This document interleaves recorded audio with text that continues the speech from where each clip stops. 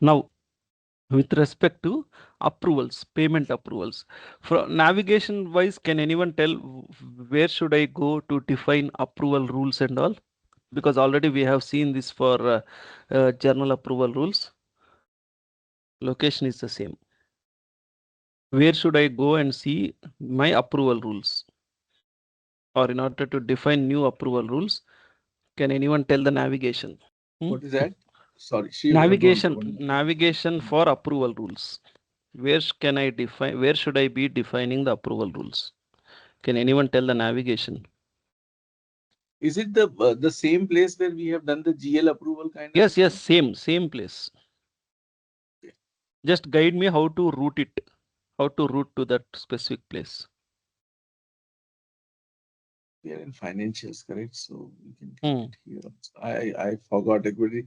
Can you in search task itself you can put it like No, manage no, manage approval? no, No, no, no, not here. Or we not have to here. go to Bell icon. Remember the bell okay. icon. Click on this bell icon. So the thing is, you should all remember the navigation. That's the reason I'm again emphasizing on navigation and setup tasks. Okay. Next, work list. Okay. Click on this work list. Now BPM page gets opened. Okay. This is my BPM work list. Okay. Now to see the rules under admin user administration.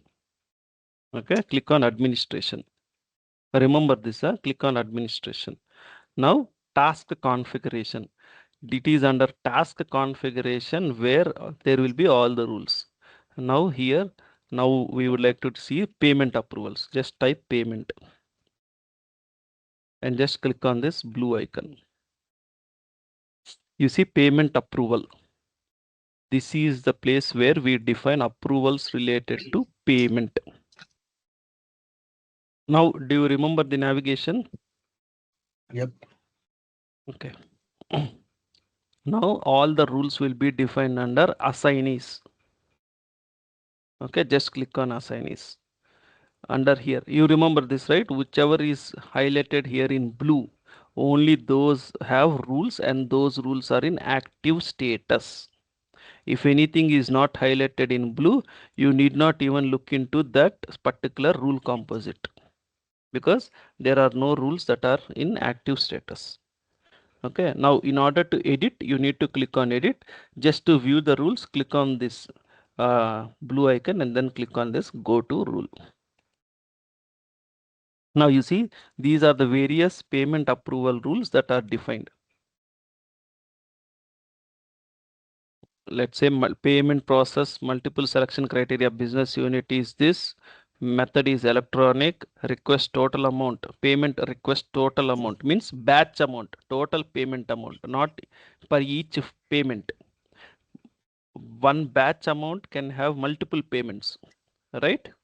So it is saying the batch total. Payment process request, payment request total amount means batch total. Means you can link, you can make it equivalent to payment to file total amount. Under payment to file, you will have multiple payments. So here it says payment to file total amount is more than 10,000 and total amount same or less than 30,000. So this payment rule will be, this approval rule will be triggered if the total payment file amount is between 10,000 and 30,000. So you have here it is set to users means list builder is resource. Resource means you can go with either a specific user or with a specific custom role. You can create a custom role and assign that custom role to specific users. So only users having that specific custom role, only they can approve it. Here it is set to user. So any payment created for US1 business unit with the payment method of electronic and where the payment batch total is between 10,000 and 30,000, Matthew is the approver. This particular person is the approver. Oh, got it?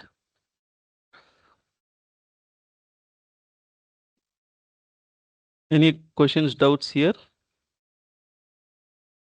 You can also have approval group, supervisory, same.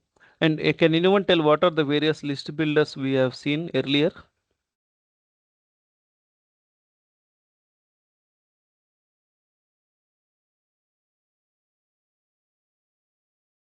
You see, this is supervisory, means get manager of the person who has submitted the payment.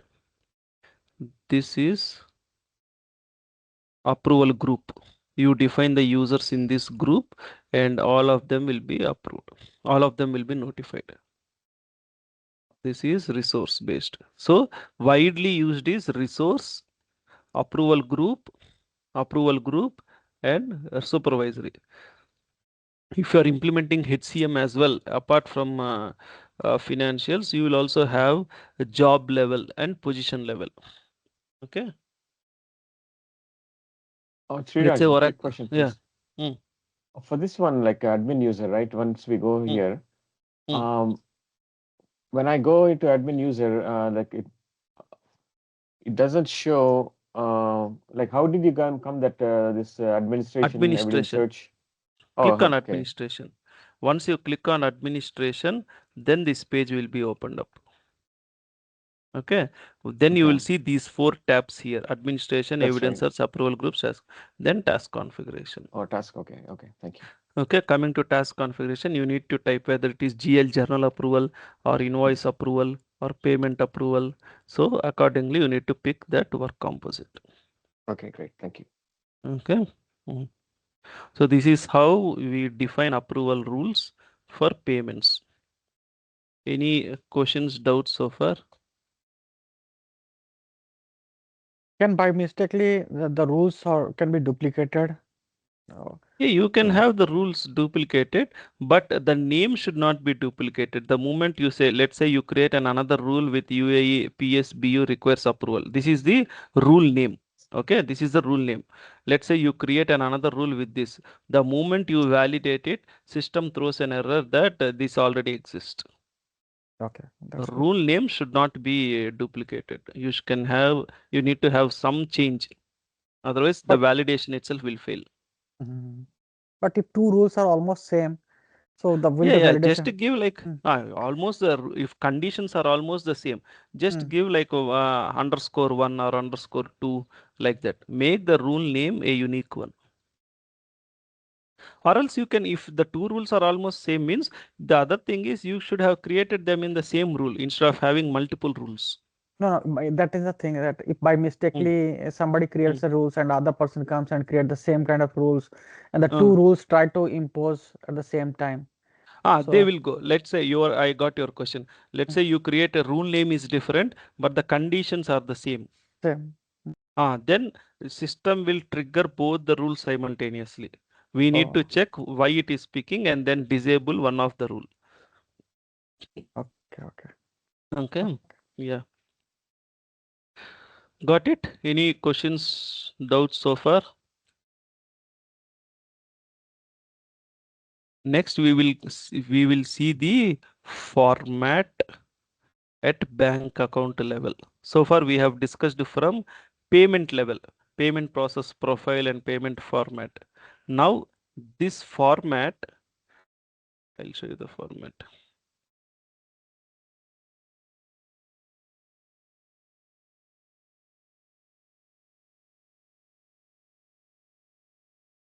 Now, format, this format, we will also assign at the bank account level. Okay, only then all these payment process profile, payment format, and bank account, they will work in a sync. There will be a sync between all these and they will be picked. To the bank account you assign it here, that should have the same format here. Whatever you assign here, that bank account should have that same format. Let's now go to bank accounts.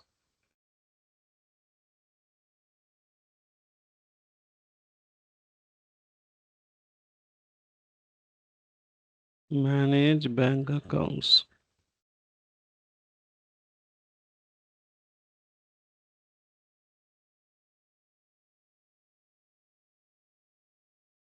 Let's pick any bank account.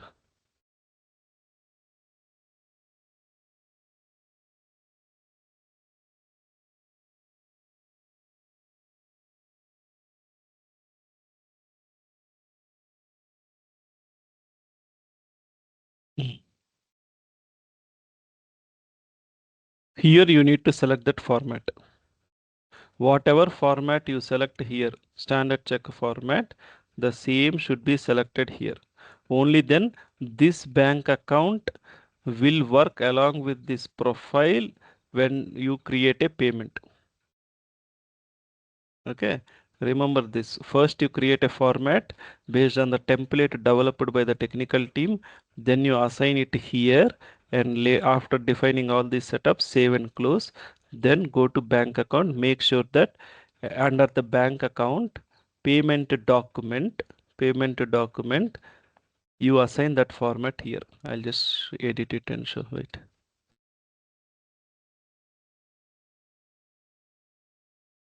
You assign the format here. Like let's say if it is a check payments means it is this place where you give the check numbers. You have in-house printed checks. Like mostly in US, you will be having in-house checks. Means bank will give a series of checks to for as your stationery. So you can link it with your printer and get the checks printed the moment you create any payment. Okay, so it is at this place where you give the check numbers given by bank to you, the check stationery, the starting check number. Let's say starting check number they gave it as 0001. Okay, next ending with some uh, other 9999 like this. We'll put 111. Okay. Hmm. So already there is a field. Okay, there are already checks issued with this payment document. So we cannot modify the number. Keep it as it is. Okay, let's say bank has given us the check sequence, start check stationery from this value to some 99. Means 99 checks they are there the stationery in our stationery. So the moment we print every a check, one number will be consumed from this payment document numbers. In for check payment document number is nothing but your check number. Okay, your check number is nothing but your payment document number. Okay, remember that. Okay. And is it a blank stock or a numbered stock? Number stock means already the checks will be having number. That number you enter here. See, the banks sometimes gives check stationery, but they don't print check number on it. We as a client will print check number.